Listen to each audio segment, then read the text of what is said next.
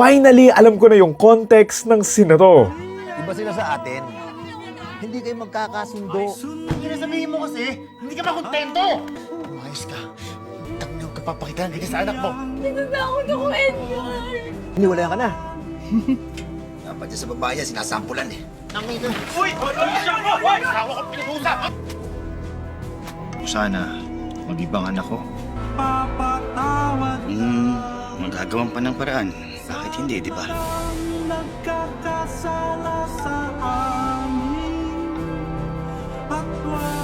This is easily one of the best roles, if not the best role of John Lloyd Cruz sa lahat ng napanood ko sa kanya. Susundan natin dito si John Lloyd bilang si Edgar na isang tatay na handang gawin ng lahat para mapaganda ang buhay ng pamilya niya. Nga siyang mabait, matulungin, maintindihin at mapagmahal nga na tatay at asawa, pero masusubukan nga ang lahat ng ito nang magkaroon nga sila ng malaking problema. Matapos nga silang maloko ng sarili nga nilang kamag-anak, dito na nga maraming magagalit sa kanila kung saan marami nga silang makakaaway. Kaya naman yung masaya, maganda at tahimik nga na buhay nila ay mapupuno nga ng takot at pag-aalala ngayong marami nang ang gustong gumanti sa kanila. Dahil dito, mapipilitan nga itong si Edgar na balikan nga ang dati niyang buhay para maligtas at protektahan nga niya yung pamilya niya kung saan isusuko nga niya ang pinaghirapan nga niyang buhay para lang maisalba to. Siyempre, hindi nga ito magiging madali dahil nga marami nga silang mga kaaway na masasama at nakakapangyarihang ding mga tao, kaya naman sa pagsalba nga niya sa pamilya niya, dito na nga rin siya mababalot ng nakaraan na tinalikuran niya. Title ng movie, Honor Thy Father. Honestly, hindi ako masyado nakakapanood ng mga Filipino movies, pero this one is easily one of the best Filipino movie na napanood ko. I mean, just the storytelling from the cinematography na I like how limited the shots are, but at the same time, marami siyang nakakwento na ang sarap nga niyang panoorin.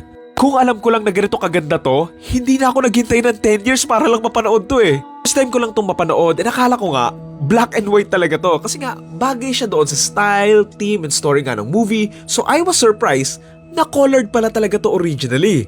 To be honest nga, ang alam ko lang talaga dito, Honor Thy Father yung title na to, and si John Lloyd yung bida. Pero maliban pa doon, ang alam ko dito, yung iconic na scene kung saan ginawa nga tong meme, yung nagsisimba siya, tapos siya lang yung poker face lang. And it shows yung one of the main conflicts nga and issues doon nga sa mismong story.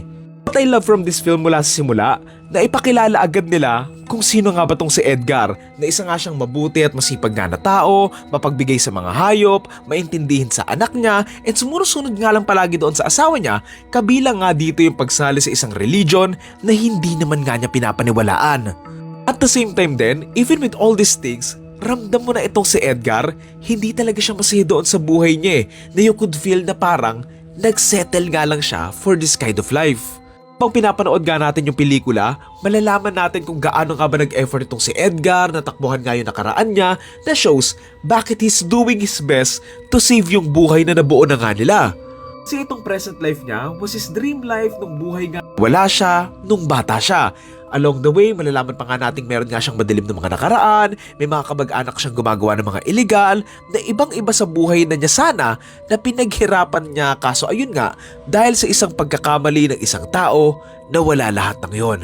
Yun yung mas nakakalungkot sa kwento nito eh. We could see with Edgar kung paano nga ba siya unti-unting nadudurog na yung mga pinaghirapan niya, unti-unti ngang nawawala. We could see naman na he tried his best to save nga yung buhay nila eh. Na sinubukan nga niya makipag-usap nga ng maayos doon nga sa mga na-scam pero binugbog siya. Sinubukan nga niyang humingi nga ng tulong sa simbahan pero wala din siyang nakuha.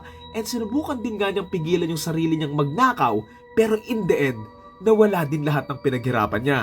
In the film, we could see him slowly losing his composure and his sanity dahil na nga rin sa mga sasamang mga nangyayari doon nga sa buhay niya. Yung taong naging religious kahit ayaw naman niya just to have a decent normal life with his family, nawala nga yun. And in the end, etong mismong religion din na yun yung naging last hope niya. Pero hindi dahil naniniwala na nga siya kay Yeshua, pero more on, eto lang yung alam niyang makakasagot nga doon sa mga problema niya.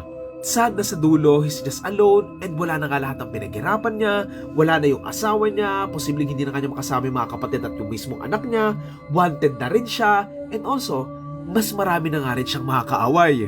Ngayon, I love how the film explores yung flaws nga ng religion and yung crimes nga na nangyayari within most religions, pero for me, medyo underutilized yung concept na yon and medyo kinulang lang sa execution. I think they could have done something more para nga mas makonekta pa nga siya doon sa story, pero medyo okay na rin naman.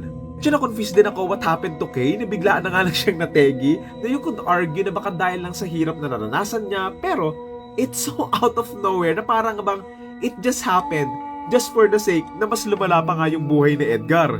Ayun, sobrang nagustuhan ko lang talaga yung performance ni John Lloyd dito, lalong-lalo na nga yung sinabinugbog nga siya, tapos bigla ang pinakita nga yung mukha niya, tapos kinakausap niya yung asawa niya.